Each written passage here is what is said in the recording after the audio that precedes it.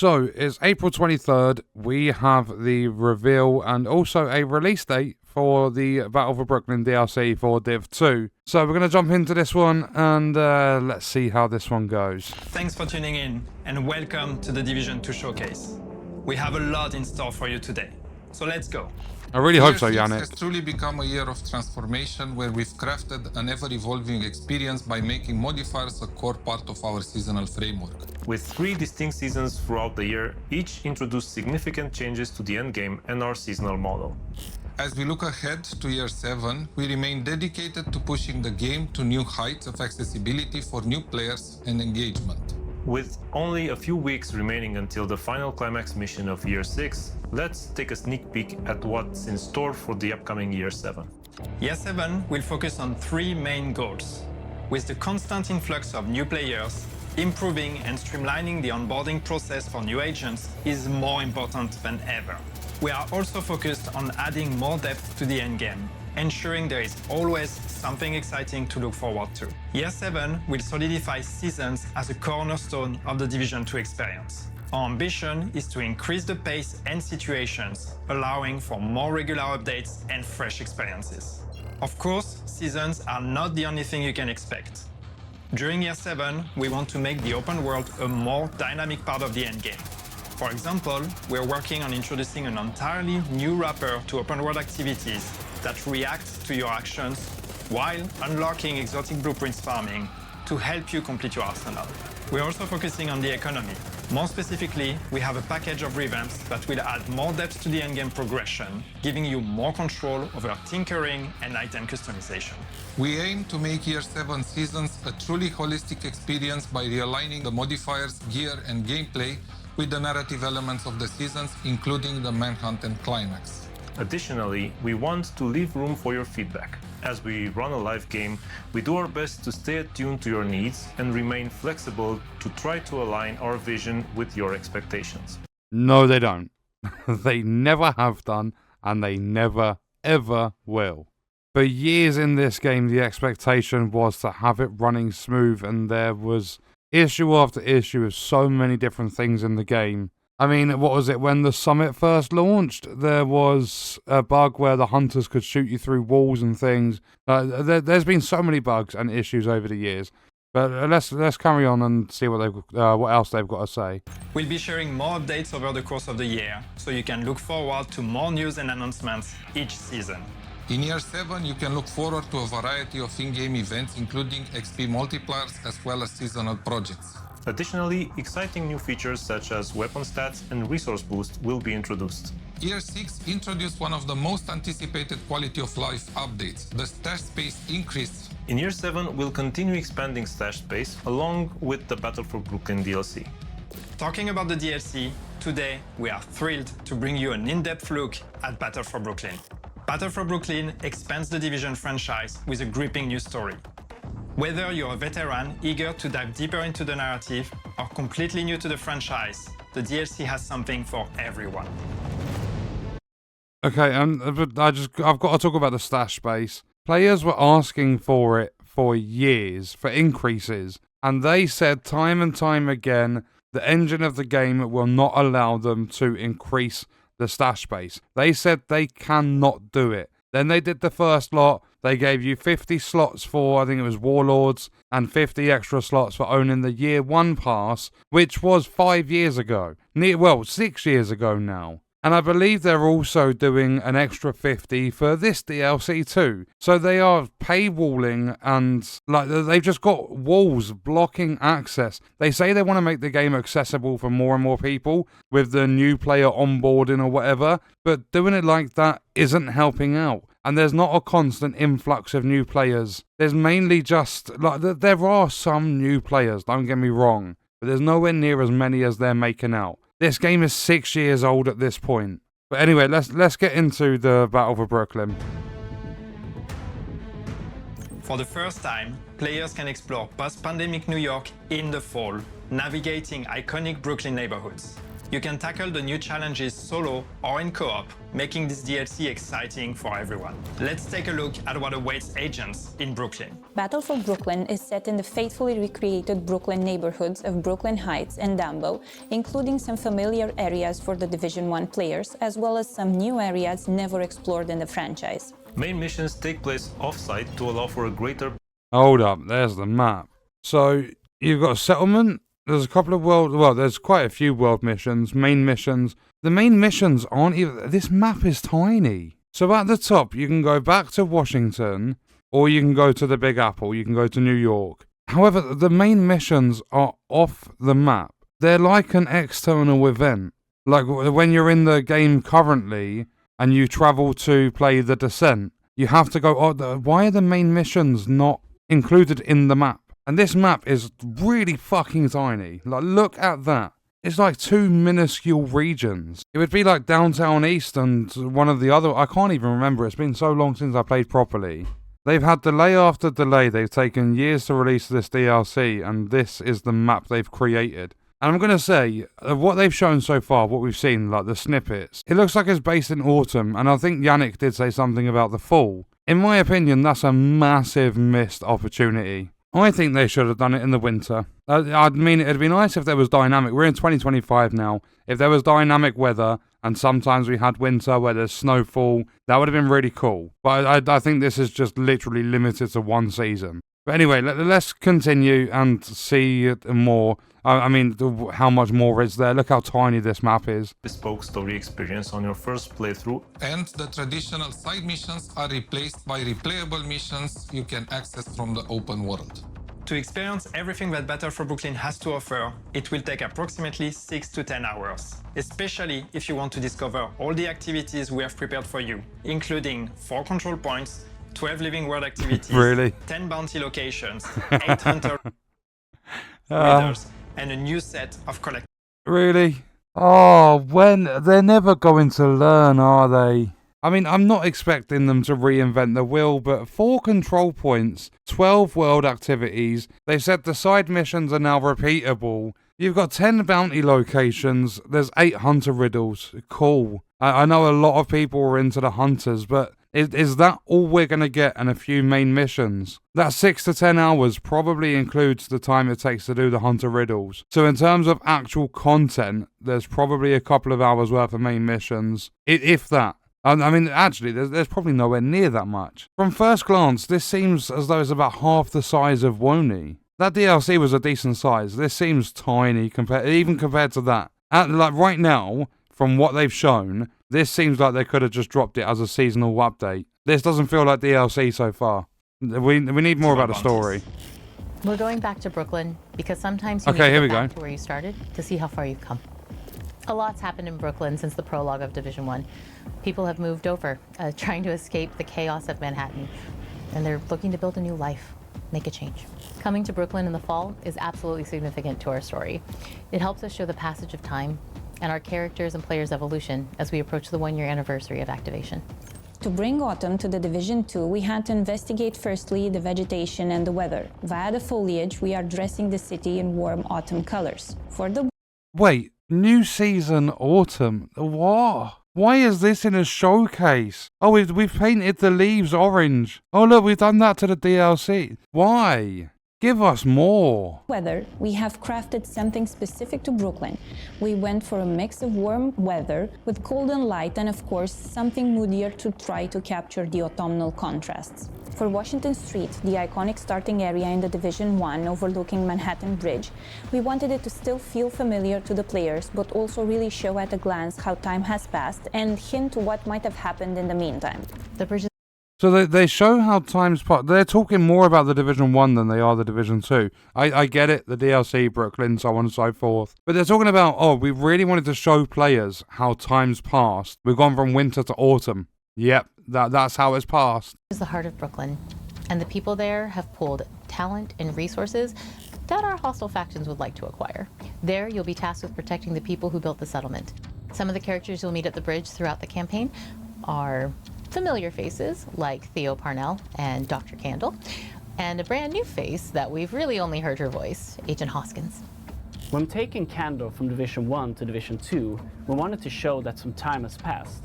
She's still wearing her same old ID badge, but it's now more worn and has some wear to it. Wait, I've not just heard. You can't tell me I've just heard that. Hold up. We wanted to take her ID badge. We've added more wear to it. Wear and tear. They want to show you that time's passed by showing wear and tear on an ID badge. Why is that blowing my mind with how stupid that is? When you are playing the Division 2 and you are fighting the Hunters, you was taken down Aaron Keener, Fei Lao, all of that. Why the fuck are you going to stare at a medic's badge? You're probably not even going to pay attention to that once throughout your time in the DLC. That is the most stupid thing I've ever heard from this game. Wearing her same old ID badge. And look at it. It's now... So they've changed it from a blue holder to a black holder. And I think the only difference really is that it looks a little bit scuffed on the right side of... Like, as you're looking at it, the right side of her face, next to her hair, and maybe a little bit of the logo in the background. Hold on. Has passed. She's still wearing her same... So yeah, the badge, the logo thing in the background, that's clean. And I mean, it's got colour to it. There's... Like, you can clearly see the colour, yeah? The blue of her uniform. And there's nothing wrong with her image. Same old ID badge. So let's have a look. It's not... So she's wearing the same badge, right? They've taken her badge, they've given it more wear and tear. So why is it lost colour? Let me listen to this again. Agent Hoskins. When taking Kando from Division 1 to Division 2, we wanted to show that some time has passed. She's still wearing her same... So, time's passed, she's... Because wasn't the Division 2 set 7 months after Division 1? Well, there was something like that. It wasn't too far after it. She's got her ID badge. Old ID badge. And it's 04A09. You can't even see that. I mean, they've made it black and white. They've changed the holder for... Just, why? Oh, I don't get it. Why is that a focus in a fucking DLC showcase? Honestly. They've changed her underclothing. If anything, she looks more... Unless I've got it the wrong way round. And has some No, I haven't got it the wrong way round. I'm second guessing myself. This image here is Division 2 because time has passed. They've added wear and tear in this DLC to the badge to show time has passed. So this is the new look to it. And my colleague Marie's ID badge here at Massive actually proved as a perfect reference for this because it has seen some better days.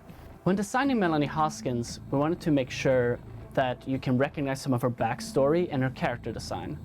So we gave her a very cute bracelet that says Mom, that she wears, that were made by her 4-year-old. Hold up. It doesn't say... So we gave her It says Mama. A very cute bracelet that says Mom, yes, I'm nitpicking. that she wears. Leave me alone. Made by her 4-year-old son, Freddie. And throughout Brooklyn, we've hidden all these character backstories in their character designs. The settlement evolves throughout the campaign in multiple stages. What we wanted to capture here is the feeling of community coming together, building and protecting themselves. Brooklyn was hit by the hurricane alongside Manhattan, only here things happened a bit differently. For some areas, the people in Brooklyn have come together to protect the shoreline from the hurricane, so its impact on the city has not been the same as in Manhattan. Moreover, the community has also started cleaning up after the storm.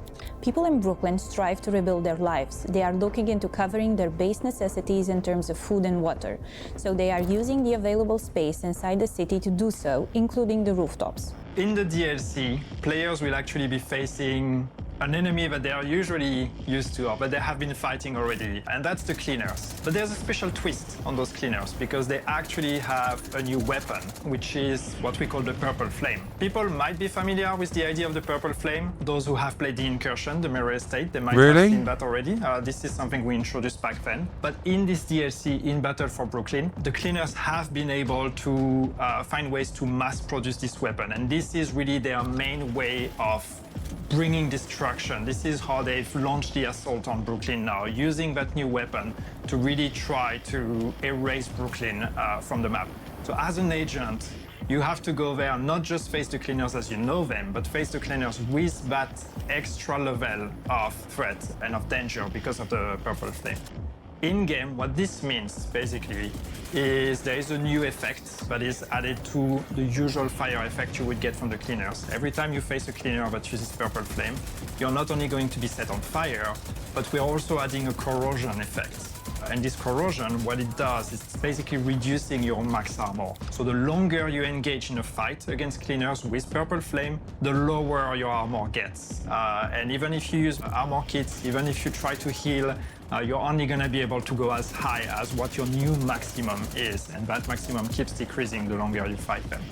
And of course, this is part of our story. This is part of why the cleaners are coming to Brooklyn, or why you need to go there and stop them, because it's an unusual threat. It's something that even the civilians in Brooklyn are not used to. We're going to have to find out how did they produce it, where are they producing it, and how did they get all the supplies they need to actually be able to mass produce this new weapon.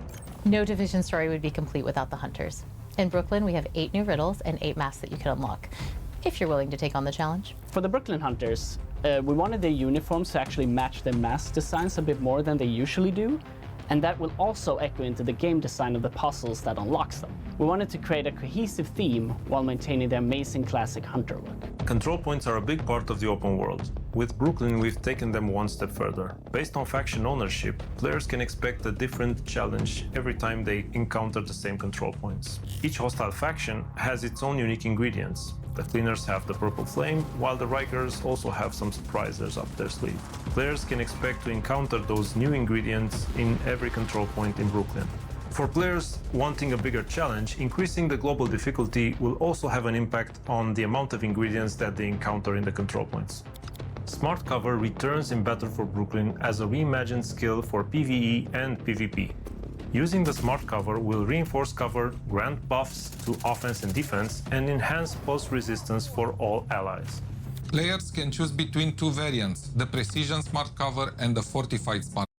Right, let's have a look at this. I've not spoken for a while. I've just kind of been listening to what they've got to say, and it's not appealing. Precision is projectile drills into the surface, reinforces cover, granting enhanced weapon handling, damage and automatic reload on swapping to all agents using it. So you get 10% damage to targets out of cover, so on and so forth. Let's carry on. Variants have some stats tuned differently for PvP. In the DLC, we have a new exotic mask called the Catalyst, and it's actually perfect against the cleaners as it gives bonus for dealing and receiving status effect damage. So while burning, you can maintain ADS. Right, let's have a look at this as well. So dealing and receiving status effects: burn, bleed, shock, EMP, disrupt, poison, and blind, disorient. Build stacks of, catalysis? I don't know. So a max of 12. Each stack grants 2% weapon damage, 2% status effect. Each enemy within 25 meters that's affected by a status effect grants 1 stack a second. Reactant, max stacks, killing the status effect. So it's a bonus armor, reload speed. You're getting stacks. Stacks start decaying. Weapon damage, status effects. Okay. So they've mentioned an exotic mask. Without disruption. When doing the effect for the Catalyst, we wanted to invoke the feeling of a dying fire. So when you move, the air stokes the fires, causing the mask to flare up more and more the faster you go. But when you stop, the fire slowly dies and only smoke remains. Battle for Brooklyn launches on May 27th, 2025. Wait. Yeah, May 27th. Cool, Yannick. They've literally shown an exotic mask, and they wanted to show that how when you're running along, the flames start flaring up, and oh, it looks so cool. Why is this game so cosmetic-based? They've released so many cosmetics and skins and things over the years, like just so many. Where's the content? The DLC will be available on PC, Xbox, and PlayStation. For those of you who already own The Division 2, Battle for Brooklyn will be available as a standalone product for €14.99. The Battle for Brooklyn it's cheaper than Deluxe Woney. DLC will also be available, including exclusive cosmetics. You can visit Ubisoft Store to see the options. Wait, hold up. What did that say at the bottom? Battle for Brooklyn content will be made available throughout Year 7. What does that mean? Wait, Battle for Brooklyn content is going to be made... Are they drip feeding that exotic mask? Are they putting new gear pieces tied to the DLC in the Year 7 seasonal updates? Do not tell me that I've just seen that. Battle for Brooklyn content will be made available throughout Year 7. Let's continue. Available, including exclusive cosmetics. you can visit Ubisoft Store to see the options and wishlist the DLC. If you have friends who don't own the game yet, let them know that the DLC will also be available for new players in our new Gold Edition and Ultimate Edition, giving them immediate access to the main game, Warlords of New York expansion, and the Battle for Brooklyn DLC in May. No matter through which edition you decide to get the DLC, it comes with a level 40 boost, allowing you to jump right into the Battle for Brooklyn campaign, and 50 stash space slots, also accessible in the main game. Working on the Division 2 DLC was an exciting challenge for us. We're thrilled to be bringing players back to New York, and we can't wait for you to play the Battle for Brooklyn DLC. Thank you for watching. Now, let's go where it all began. And don't forget to mark your calendars. The rendezvous is planned for May 27th. See you in Brooklyn, agents. Okay, that's... I want to check these editions.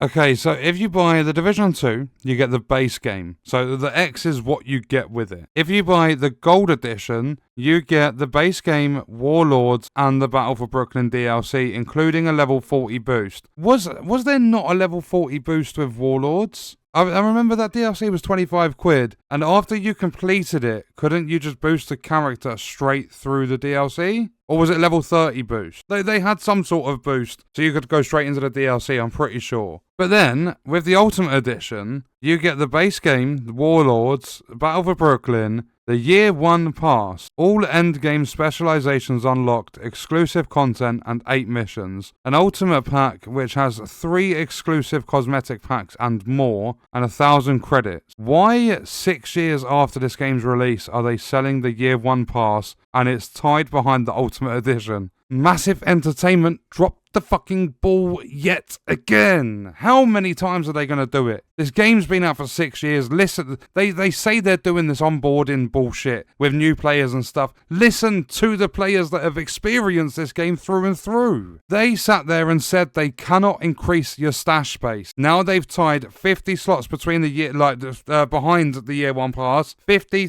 behind Warlords, and 50 behind the Battle for Brooklyn DLC. This DLC has 4 control points, 8 hunters. It's got the basic stuff you would get with a DLC, except you are on a much smaller map, to the point where they couldn't include any areas where those main missions in the DLC would take place. They've had to put the main missions off the world map. They've added in an ability for the Cleaners, the same faction you've been fighting for years now, and the Rikers, but with the Cleaners, they've got the purple flame, so they can decrease your max armor. I'm so baffled. After all this time, the multiple delays, the years we've waited since 2020 for a proper DLC. 5 years ago, half a decade ago, was the release of the Warlords of New York expansion. I'm just hoping for the players that are truly excited, because I'm going to play it. I've played the Division 2 on and off ever since it first, the beta before it launched. I'm going to play this. I'm going to give you guys my thoughts and stuff on it. But I mean, I'm really hoping for the players that are truly excited, that can't wait to get into this. I'm hoping they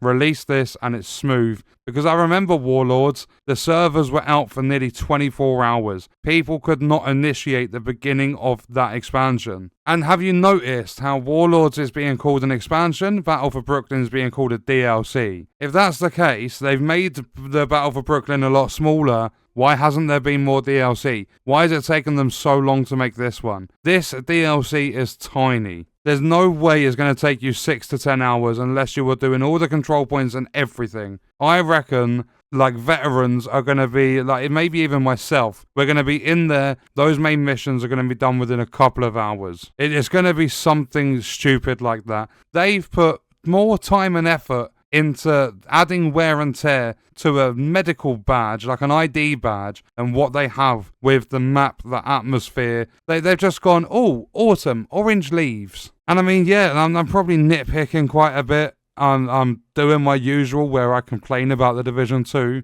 But I'm going to say this is a joke. They've worked on this for so long, and this is all they've got to show for it. The gameplay, I'm really hoping, makes up for it. But there's your additions and stuff. The Year 1 Pass, tied to Ultimate Edition 6 years after the game's launched. Oh, I can't. Yannick, what is going on? Is Yannick not leading everything that happens with this? I don't know. I'm leaving the video there. Let me know your thoughts and stuff in the comments. And I'll see you guys in the next one.